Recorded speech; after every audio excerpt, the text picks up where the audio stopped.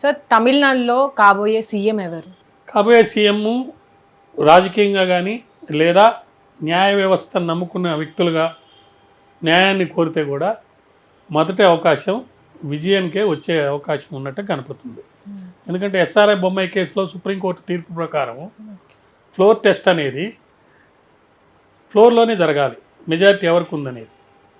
అసెంబ్లీలో floor test జరగాలి కానీ బయట కాదు. అసెంబ్లీలో ఎవరికి ఇవ్వాలి, ఎవరు సింగర్స్ లార్జెస్ట్ పార్టీ ఉంటే వాళ్ళకి ఇవ్వాలని ఉంది.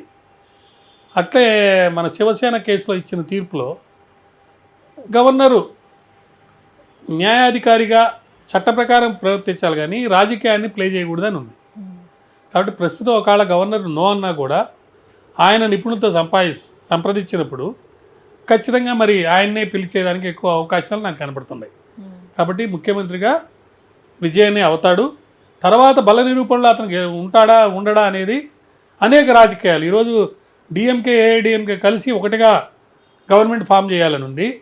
బీజేపీ ఏదో విధంగా కాబోయే గవర్నమెంట్ కంట్రోల్ చేయాలని ఉంది.